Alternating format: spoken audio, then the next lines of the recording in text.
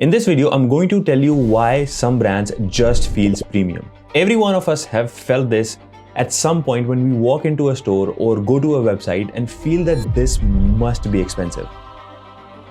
Well, it is not a coincidence. This is the only video that you need to watch in order to understand how premium brands make you pay 10 times more for the same product, and how premium and luxury brands like Rolex, Loro Piana, Burberry apply these few same psychological principles. A same simple white shirt is sold for $30 by H&M, for $300 by Ralph Lauren, and by over $1,200 by Loro Piana. And to know how and why, you need to understand the difference in their positioning. At the bottom of the chain are mass brands. The only value proposition of mass brands is that they produce things at scale. They sell their products at a cheaper price than their competition. Your local grocery store, H&M, Walmart, these are all examples of mass brands. One step above them are mass premium brands or masstige brands. These brands are slightly well designed, slightly well presented. That's why they're able to charge a slightly higher price. Take an example of a Starbucks. Next is premium brands. These are the brands that occupy the space between mass and luxury. They offer a significantly better product, but they are still mass produced, like your Apple, Teslas, or Nikes.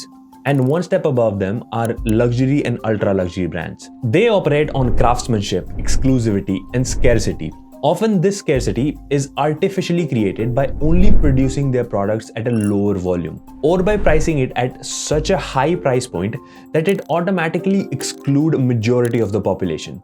Like Loro Piana, Patek Philippe, Hermes, these brands operate on psychological manipulation and scarcity more than anything else. And the psychology starts from the very beginning in how they are branded. This includes on one hand visual design of the brand, and on the other hand how it is communicated and marketed to the population. Visual design includes logo, visual identity, color palette, types of fonts, art direction, and website. But the visual identity is useless without the right way of communication and marketing. You're like a mannequin. You look good, but nobody knows what the brand is. What is its messaging? What is its positioning? Who is your target audience? And how to market the brand? And to make this happen, there are about 4 hard-coded psychological principles that every luxury brand follows.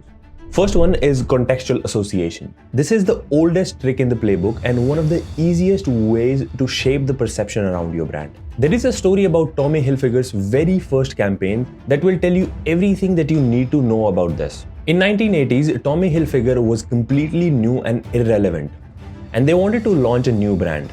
And no good ad agency was taking them up, because according to them, every fashion brand looked the same and it will take about 10 years to build the name of this brand. Eventually, they hired an agency and launched a very risky campaign where they showed the name of 4 American designers on Times Square and placed Tommy Hilfiger's name along with industry veterans like Calvin Klein and Ralph Lauren, but left spaces in their names for people to guess who it is. This got immense attention, both good and bad. But at the end of the day, result of this was people started thinking of Ralph Lauren, Calvin Klein, and Tommy Hilfiger in the same breath, and they were able to bypass years of brand building and awareness. You see this with every luxury brand.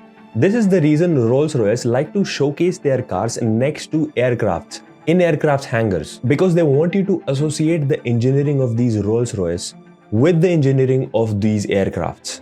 Similarly, the most expensive watch company in the world, Richard Mille, always advertises on F1s and sports car racing. They are even the title sponsor of yacht racing. This is all contextual association. If your brand is in a space with other brands of higher value, people will start associating your brand with that value as well. And people will eventually start to look at your brands in the same way they do these other luxury brands. For newer companies and businesses, this can be done with collaborations with artists, athletes, and other brands of higher value.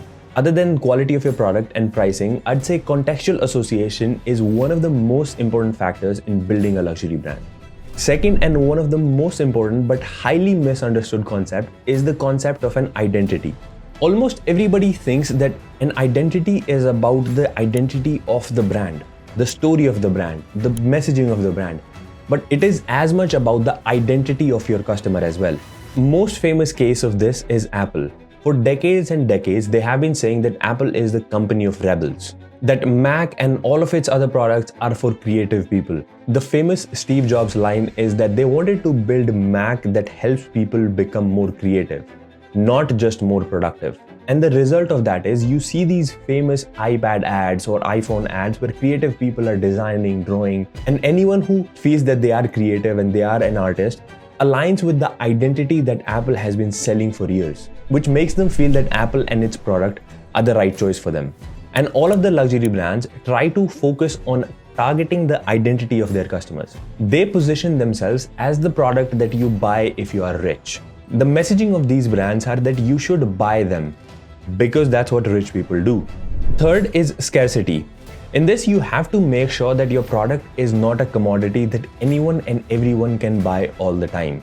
That's why everyone tries to be handcrafted, because it signals that the products are not mass produced and they're not available all the time in bulk. Ferrari and Hermes are the best examples of this. They don't sell you their product even if you have money, and it pisses people off. But it also makes them buy it even more. If it is easily available for everyone, then it is probably not luxury enough for the right people that you want to target.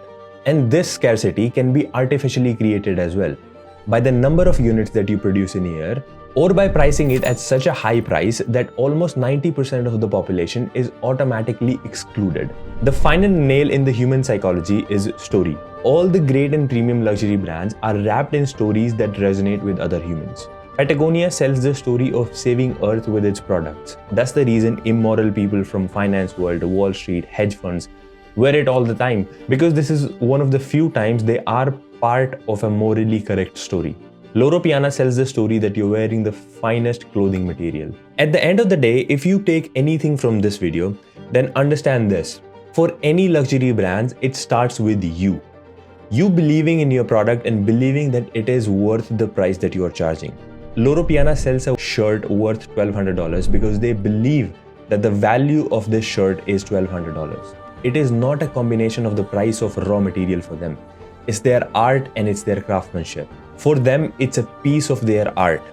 Then you think about who is your customer and target the emotion that they will get after they have made the purchase of your product.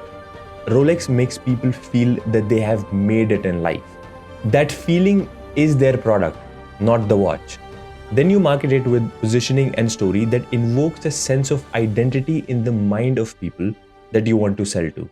Combine all of these principles and you have a good, solid understanding of luxury branding. Thank you for watching and see you next time.